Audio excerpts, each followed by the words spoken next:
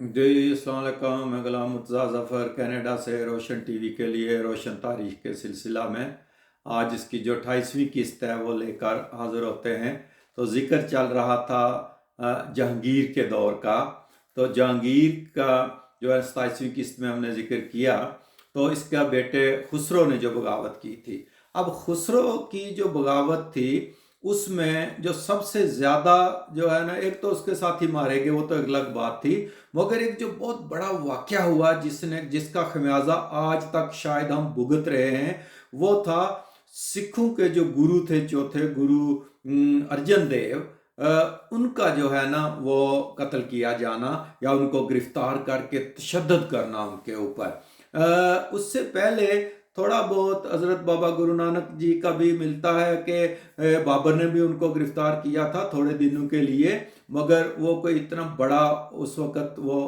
Issue नहीं बना था। मगर ये गुरु चूँकि ये चौथे गुरु थे जो है ना वो सिखों के, और अब सिख काफ़ी हद तक मुनज़्ज़म हो चुके हुए थे। तो असल में जब भी किसी के इक़्तिदार को ख़तरा होगा तो उन्होंने ये चीज़ें तो करनी है। अब हुआ ये था कि खुसरो को काफ़ी लोगों की हमायत जो है ना वो हासिल थी, क्योंकि खुसरो भी एक लिबरल ज़हन का था, और उधर अकबर ने भी दीन इलाही का ऐलान किया हुआ था जो कि लिबरल था, और सबको ये सूट करता है, ख़ासकर जो मुसलमान नहीं हैं, दूसरे मज़ाहिब के हैं, कि उनको भी मुसलमान नफ़रत की निगाह से ना देखें और तनकीद का निशाना ना बनाएं या तशद्दुद का निशाना ना बनाएं। तो उनके भी मफाद में यही था कि खुसरो ही आगे आए। तो खुसरो ने मदद ली जो है ना वो गुरु अर्जन देव जी से। गुरु अर्जन देव जी ने उसकी माली मदद भी की और उसकी फौजी मदद भी की थी। इसका पता चल गया जहांगीर को। तो अब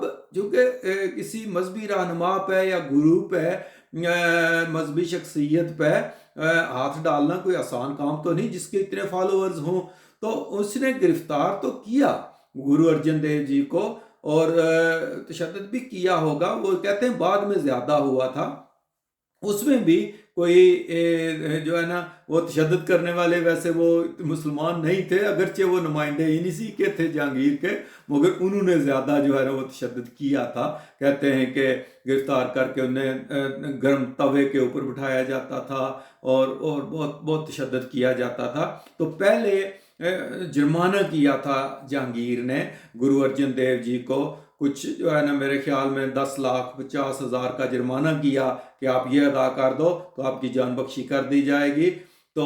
गुरुजी ने इनकार कर दिया जुर्माना देने से। तो फिर उसके बाद इनको सजाए मौत सुनाई गई थी, मगर अभी सजाए मौत दी नहीं थी, लेकिन उन पर तशद्दुद बहुत किया जाता था। सुनने में आया है कि काफ़ी जो है ना वो बुजुर्गों ने हमायत भी की जाके गुरु अर्जन देव जी की, और सिफारिश भी की जहांगीर के पास कि इनको छोड़ दो, मगर जहांगीर ने उनको छोड़ा नहीं था। फिर इसी तरह कहते हैं कि एक दिन गुरुजी ने कहा कि मेरी ख्वाहिश है कि मैं जाकर जो है ना वो दरिया रावी में मुझे नहाने की इजाज़त दी जाए। तो उनको इजाज़त दी गई, तो उनको कैदी की सूरत में वहाँ ले जाया गया, और वो वहाँ जो है ना उन्होंने दरिया में डुबकी लगाई नहाने के लिए, और फिर गायब हो गए, वहाँ से निकले नहीं। कुछ कहते हैं कि तशद्दुद करके हलाक किया गया था और उनकी लाश को फिर दरिया रावी में बहा दिया गया था या फेंक दिया गया था। वल्लाह आलम की हकीकत क्या थी, मगर इस चीज़ को जो सिख लोग हैं आज भी वो कहते हैं कि तभी मुगलों की और सिखों की, और मुगलों की वजह से फिर मुसलमानों की और सिखों की एक बहुत बड़ी चपकलश जो है ना वो शुरू हो गई थी। और इसको इसी वजह से फिर जो 1947 के फसादात भी हुए, उसके बाद में एक और गुरु तेग बहादुर जो थे औरंगज़ेब ने उनको भी जो है ना वो कत्ल कर दिया था, हलाक कर दिया था, शहीद कर दिया था। तो उसकी वजह से फिर गुरु तेग बहादुर जी के जो बेटे थे गुरु गोविंद सिंह, तो उन्होंने फिर बाकायदा खालसा का जो है ना इजरा किया। जो सिख मज़हब बाकायदा तौर पर बना, वो स्टोरी आगे आएगी जो जो आगे चलते जाएंगे औरंगज़ेब के दौर में और उसके बाद। لیکن یہ جو میں کہتا ہوں کہ جہانگیر کا ایک بہت بڑا غلط قدم تھا کہ جس میں اس نے ایک مذہبی رہنما کو، ایک جو ہے نا گرو کو، جس کو کہ ایک خدا کا اوتار مانتے تھے جو ہے نا وہ سکھ، تو ان کو بھی جو ہے نا وہ شہید کر دیا یا ان کو جو ہے نا ہلاک کر دیا، جو بھی آپ نام دیں اس کو۔ لیکن اس سے مسلمانوں اور سکھوں میں کافی جو ہے نا وہ نفرت پھیلنا شروع ہو گئی تھی۔ تو یہ واقعہ جب ہوا تو اس کے بعد پھر جہانگیر جو ہے نا اس نے ادھر قزلباشیوں نے بھی جو ہے نا وہ بغاوت کر دی ہوئی تھی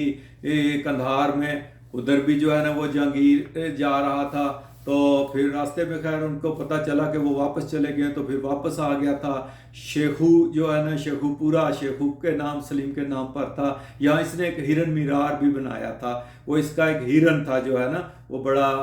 پیارا یہ ہرن اس نے پالا ہوا تھا، اور وہ ہرن جو دوسرے جنگلی ہرن تھے ان کو ورگلا کر لے آتا تھا اور شکار کرتا تھا جہانگیر جو ہے نا۔ تو وہ ہرن جب اس کا مر گیا تو اس کو یہاں شیخو پورا میں دفن کر کے اس نے یہاں مینار بنا دیا تھا، ہرن مینار۔ تو اب اس کے بعد خسرو کے بعد شاہ جہاں نے بھی بغاوت کی جو ہے نا وہ جہانگیر کے خلاف۔ یہ شاہ جہاں جو تھا یہ راجہ اودے سنگھ کی بیٹی جگت گوسین کے پیٹ سے تھا، پیدا ہوا تھا، اس کو تاج بیگم کا جو ہے نا وہ خطاب دیا گیا تھا، اور اس سے خرم جو ہے وہ پیدا ہوا جو شاہ جہاں بنا۔ اب خرم جو ہے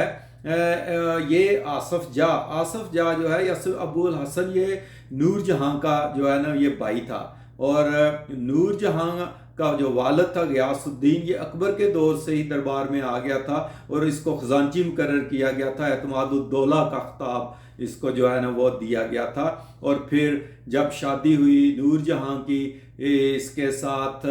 جہانگیر کے ساتھ، تو پھر اپنے بھائی ابو الحسن کو آصف جاہ کا خطاب جو ہے نا وہ دلوایا گیا تھا۔ تو اب نور جہاں کی شادی کا بھی ایک بڑا واقعہ ہے کہ یہ بہت بڑی، نور جہاں کا جہانگیر سے الگ ہونا ممکن نہیں، اور جہانگیر کا اور نور جہاں کا ذکر انارکلی کا پتہ نہیں کیوں مشہور کر دیا گیا ہے، مگر اصل میں جو اثر انداز ہوئی جہانگیر کی زندگی پہ وہ نور جہاں تھی۔ واقعہ یہ ہوا تھا کہ جہانگیر کبوتر باز تھا، کبوتر اس کے پاس تھے دو، تو کہیں کچھ کہتے ہیں انارکلی میں مینا بازار لگا ہوا تھا یا محل میں بھی اس کے پاس دو کبوتر تھے، تو اس نے یہ جہاں کھڑی تھی مہر النساء بڑی خوبصورت تھی یہ، تو اس کو کبوتر پکڑائے اپنے کہ تم یہ کبوتر پکڑو میں پھول توڑ کے لاتا ہوں، اور یا کچھ کہتے ہیں کہ وہ ایک اور کبوتر پکڑنے کے لیے بھاگا تو دو اس کو پکڑا گیا۔ تو جب وہ واپس آیا تو ایک کبوتر تھا مہر النساء کے ہاتھ میں، تو اس نے پوچھا دوسرا کبوتر کہاں ہے؟ تو اس نے کہا اڑ گیا۔ کیسے اڑ گیا؟ اس نے دوسرا بھی چھوڑ دیا کہ ایسے اڑ گیا۔ تو یہ ادا بڑی پسند آئی جہانگیر کو، اور اس نے اس کو پسند کرنا شروع کر دیا۔ مگر جب اکبر کو پتہ چلا کہ یہ جو ہے نا ایک معمولی خاتون، یہ اور اس کو پتہ بھی تھا کہ یہ جو غیاث الدین ہے یہ بڑا طاقتور ہو گیا ہے، یہ جہانگیر کو پہلے شک کی نظر سے دیکھنا شروع ہو گیا تھا شاہ جہاں، تو اس نے نور جہاں کی زبردستی شادی کروا دی علی قلی خان سے، اور علی قلی کو بھیج دیا بنگال۔ یعنی غیاث الدین جو نور جہاں کا باپ تھا، اس وقت یہ مہر النساء تھی، نور جہاں تو بعد میں بنی نا جہانگیر سے شادی کے بعد، تو غیاث الدین کو کہا کہ تم اس کی شادی کرو علی قلی سے، اور علی قلی کو بنگال بھیج دیا۔ اب جہانگیر کچھ نہ کر سکا، اس وقت کوئی اتنا طاقتور نہیں تھا، تو بعد میں وہ چنگاری تو جلتی رہی۔ جب جہانگیر بادشاہ بن گیا اور حکمران بن گیا تو اس نے پھر علی قلی کو سے جان چھڑانے کی کوشش کی۔ تو ایک دفعہ اس نے شکار کے لیے گیا تو اس نے ایک شیر نکلا، تو اس نے جوش دلا کر علی قلی کو کہا کہ تم اس کا مقابلہ کرو خالی ہاتھ۔ تو اس نے سوچا شیر اس کو کھا جائے گا، ببر شیر تھا کوئی، یا اس نے جا کے خالی ہاتھ مقابلہ کیا شیر کا، اور شیر کو فتح پا لی، اس نے شیر کو مار دیا تھا اس نے علی قلی نے، اور پھر مجبوراً جہانگیر نے اس کو شیر افغن کا خطاب بھی دیا، مگر اس کے بعد پھر اس کو بنگال کے گورنرشپ سے ہٹا کے اپنا ایک قطب الدین نام کا بندہ تھا اس کو گورنر لگایا، اور اس کو کہا کہ علی قلی کو کسی طریقے سے ختم کرو۔ وہ پھر اس کو مروا دیا جو ہے نا علی کلی کو، اور علی کلی جب ختم ہو گیا تو پھر مہر النساء کو واپس اس نے بلوا لیا آگرہ، اور اپنی سوتیلی ماں کے خدمت میں اس کو چھوڑ دیا۔ کچھ کہتے ہیں کہ یہ کامران کی بارادری میں بیٹھا ہوا تھا تو وہاں سے گزر ہوا جو ہے نا مہر النساء کا، تو اس کو پتہ چلا کہ یہ پردے میں کون خاتون جا رہی ہے، پتہ چلا یہ علی کلی کی بیگم ہے، تو وہاں اس کی وہ دوبارہ آگ بھڑک اٹھی، تو اس نے یہ سارا کچھ کروایا۔ بہرحال جو بھی ہوا وہ دربار میں آ گئی۔ اس نے پیغام بھیجا اس کو مہر النساء کو شادی کا، مگر وہ کہتے ہیں 3-4 سال نہیں مانی، مگر یہ اچھا کہ اس نے زبردستی نہیں کی، بعد میں اس کو اپنی سوتیلی ماں کے ذریعہ اس کو کنونس کیا، اور پھر شادی ہو گئی مہر النساء کے ساتھ جہانگیر کی آخرکار، اور اس کو پہلے نور محل کا خطاب دیا گیا، پھر نور جہاں کا خطاب دیا گیا۔ اب یہ بڑی طاقتور ملکہ بن کر جو ہے نا وہ ابھری، اور وہ جو ہے نا وہ بڑی اثر انداز ہوئی جو ہے نا وہ جہانگیر کی زندگی کے اوپر۔ اور کہتے ہیں کہ جب جہانگیر نے سکوں کے اوپر بھی اس کے نام لکھوا دیے تھے، اور پھر جب جہانگیر دربار لگاتا تھا تو یہ پیچھے بیٹھتی تھی پردے کے پیچھے، اور اگر جہانگیر کوئی فیصلہ کرتا جو اس کو ناپسند ہوتا تو وہ پیچھے سے اس کا کندھا پکڑ کے ایسے تو دبا دیتی تھی، تو جہانگیر کو پتہ چل جاتا تھا یہ فیصلہ بدلوانا چاہتی ہے، تو وہ بدل دیتا تھا۔ ویسے وہ کہتے ہیں کہ یہ شیعہ تھی جو ہے نا نور جہاں، کیونکہ یہ آئے ایران سے تھے ادھر سے، تو اس نے ایک دفعہ جو ہے نا وہ کہا اس کو جہانگیر کو کہ تم بھی اگر شیعہ ہو جاؤ، تو اس نے کہا مجھے کنونس کرو تو میں ہو جاؤں گا۔ تو اس نے پھر ایران سے ایک مبلغ بلائے جو شیعہ تھے، اور وہاں دربار میں جہانگیر نے بھی بلائے جو ہے نا وہ کچھ اپنے جو ہے نا مبلغ، تو بحث مباحثہ ہوا، تو وہاں بیٹھے ہوئے کہتے ہیں کہ اس نے جو ایران سے آیا تھا بندہ، اس نے حضرت سلیم چشتی کی شان میں کوئی گستاخی کر دی، تو جہانگیر کو بہت غصہ آیا، کیونکہ جہانگیر انہی کی دعا سے تو پیدا ہوا تھا۔ اب جہانگیر نے کہا کہ اس جو ہے نا گستاخ کی زبان گدی سے کھینچ لی جائے اور اس کو قتل کر دیا جائے، تو اس نے نور جہاں نے پیچھے سے دبایا اس کا کندھا زور سے، تو جہانگیر کہتے ہیں افیم کھاتا تھا یا شراب پیتا تھا، مست تو تھا اس میں، لیکن اس نے مڑ کے نور جہاں کی طرف دیکھا اور کہا کہ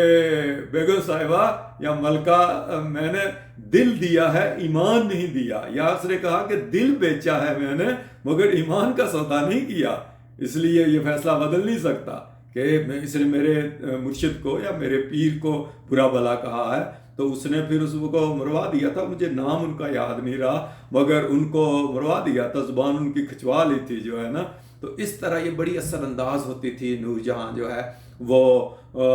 فیصلوں کے اوپر، اور اس نے پھر کئی، اسی لیے شاہ جہان کو بھی قندھار بھجوانے کا اور تخت سے دور رکھنے کا فیصلہ جہانگیر سے اس نے کروایا جو ہے نا وہ نور جہان ہے۔ تو اب یہ قصہ تھوڑا آگے چلے گا، کیونکہ اب ایک قسط اور بنے گی ورنہ لمبی ہو جائے گی، تو اس قسط کو یہاں ختم کرتے ہیں، اور اب آگے جو قسط چلے گی 29ویں، اس میں پھر یہ دیکھیں گے کہ نور جہاں کا اور شاہ جہاں کا جو ہے نا وہ اتحاد کیسے ٹوٹا، اور پھر اس کے بھائی آصف جہاں نے کس طرح کوشش کی کہ نور جہاں نے کوشش کی میرا داماد شہریار بن جائے حکمران، اور جہانگیر کی موت کیسے ہوئی اور کس طرح اس کو خفیہ رکھا گیا، یہ اگلی قسط میں ہم جو ہے نا وہ سمیٹیں گے۔ تو اس کو یہاں ختم کرتے ہیں، پھر اگلی قسط میں ملتے ہیں۔